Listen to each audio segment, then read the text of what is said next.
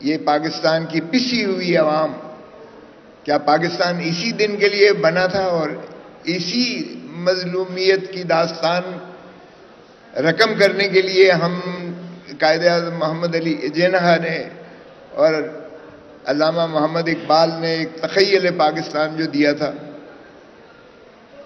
ان کی پرواز تو دیکھیے، ان کی ذرا فکر تو دیکھیے، ان کی ذرا سوچ تو دیکھیے.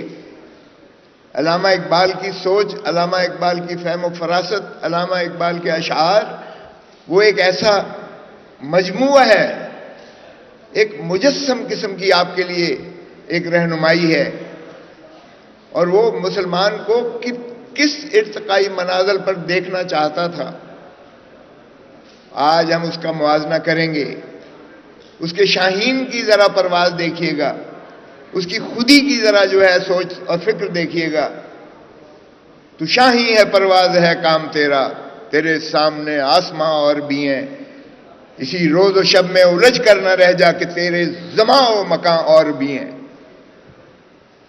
کیا ہم اس کے قریب بھی کہیں پہنچنے کی جسارت بھی کر رہے ہیں، یا ہماری طرف کوئی جد و جہد اس طرف ہے؟ اور خودی کے تصور کو بیان کرتے ہوئے علامہ اقبال کہتے ہیں، خودی کو کر بلند اتنا کہ ہر تقدیر سے پہلے خدا بندے سے خود پوچھے بتا تیری رضا کیا ہے. ہم نے اس فکر، ہم نے اس سوچ، ہم نے اس تجسس، ہم نے اس کو دفن کر کے رکھ دیا. کیا ہم نے اس کو اپنانے کی کوشش کی؟ اور پھر دیکھیے گا کتنی بدقسمتی ہے کہ اللہ تعالیٰ نے ہمیں اس دھرتی ماں کو کیا کچھ نہیں دیا، کس چیز سے کمی رکھی ہے اللہ نے. قائد اعظم محمد علی جناح ہمارا ایک ایسا قائد تھا جو کسی سے نہیں جھکا تھا اور نہ کبھی جھکنے کا تصور کرتا تھا. وہ اس جیسا قائد میں سمجھتا ہوں اصول پرست شاید ہی دنیا میں پیدا ہوا ہو. لیکن اس نے ایک بغیر تلوار، بغیر جنگ، اعلان طبل جنگ کے، اس نے جس دلیل سے، جس خوبصورت طریقے سے پاکستان کو معرض وجود لانے میں جو جد و جہد کی، جس میں ہمارے بہت سارے اکابرین اور ہمارے مسلمانان ہند اس میں شامل تھے، بشمول بنگلہ دیش، بنگال سے، اور بلکہ بنگال سے ہی سب سے زیادہ وہاں مسلم لیگ نون اور پاکستان کی بنیاد رکھنے میں اور پاکستان کو بنانے میں ان کی کاوش اور ان کی جد و جہد تھی. لیکن کیا ہوا؟ ہماری بدقسمتی دیکھیے کہ ایک ایسا قائد جس نے اتنا بڑا دنیا میں ایک تاریخ رقم کر دی، ہم نے اس کے ساتھ کیا کیا کہ 48 میں بیمار ہوتے ہیں تو ایمبولنس راستے میں خراب ہو جاتی ہے، ایمبولنس پنکچر ہو جاتی ہے. کبھی یہ سوچا ہے کہ گورنر جنرل کمبائنڈ ہندوستان کا، دنیا کی 5ویں بڑی ریاست کا وزیر گورنر جنرل ہو اور اس کی ایمبولنس جو ہے وہ راستے میں خراب ہو جائے اور وہ اس قسم پرسی کے عالم میں وہ شہید ہو جائے؟ پھر آئیے تو 1951 اکتوبر میں ہم نے لیاقت علی خان کو شہید کر دیا. لیاقت علی خان پہلا وزیر اعظم، پہلے گورنر جنرل کا تو جو حال ہوا سو ہوا، پہلے وزیر اعظم کا کیا حال ہوا کہ اکتوبر 1951 میں اس کو شہید کر دیا جاتا ہے. آج تک وہ ایک معمہ ہے، سوالیہ نشان ہے. اس قاتل کو بھی وہیں مار دیا گیا. اور اس کے بعد سول بیوروکریسی اور پھر براہ راست ایوب خان کی شکل میں ملٹری بیوروکریسی نے ٹیک اوور کر لیا.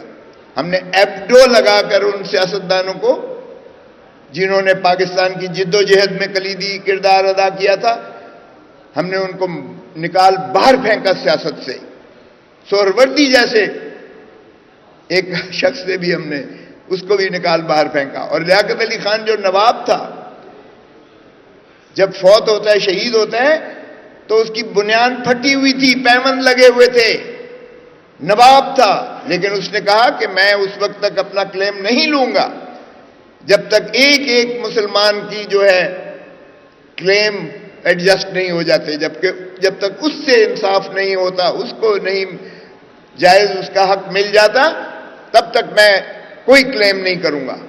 اور مرتے ہوئے اس کی جنہوں نے نہلایا انہوں نے دیکھا کہ اس کے پیمند لگے ہوئے تھے, اس کی بنیاد پھٹی ہوئی تھی.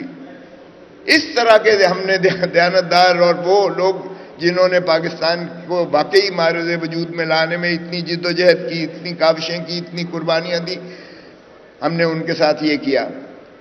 اور پھر 22 خاندانوں کے ہاتھ میں ہم نے دے دیا پاکستان کو.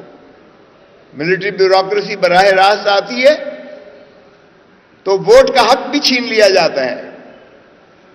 اور جو دنیا کی 5ویں بڑی ریاست تھی, صرف 60,000 بی ڈی ممبرز کو کے حوالے سپرد کر دیا گیا ووٹ کا حق.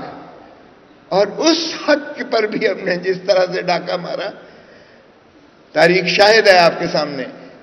مادر ملت محترمہ فاطمہ جناح پر بین تھا. سوچئے 48 سے لے کر ان کو 64 جب تک وہ الیکشن نہیں لڑی ہے اس وقت تک بین تھا. ان کے نام کا بھی بین تھا.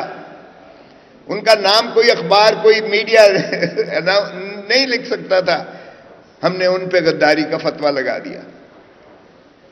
اور ہمارے ہی ماشاءاللہ جو ملٹری بیوروکریسی تھی اس نے, جنہوں نے ایک دن, نہ سول بیوروکریسی نے نہ ملٹری بیوروکریسی نے ایک دن ایک سول سرونٹ یا ایک سپاہی یا فوجی نے آل انڈیا سروس سے کبھی استعفیٰ نہیں دیا تھا.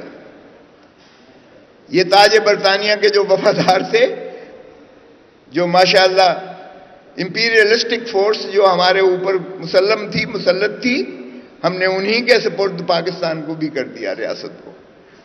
اور پھر آپ نے دیکھا کہ جو 1971 میں حال ہوا کہ یحییٰ خان ہمارے جو ماشاءاللہ چیف مارشل لا ایڈمنسٹریٹر اور صدر پاکستان تھے, ترانہ بجانا پڑتا تھا ان کو اٹھانے کے لیے, کیونکہ ترانہ ان کے ظاہر رچی بسی ایک ایسی چیز تھی جس پہ وہ اسٹریٹ کھڑے ہو جاتے تھے اور اٹینٹو ہو جاتے تھے.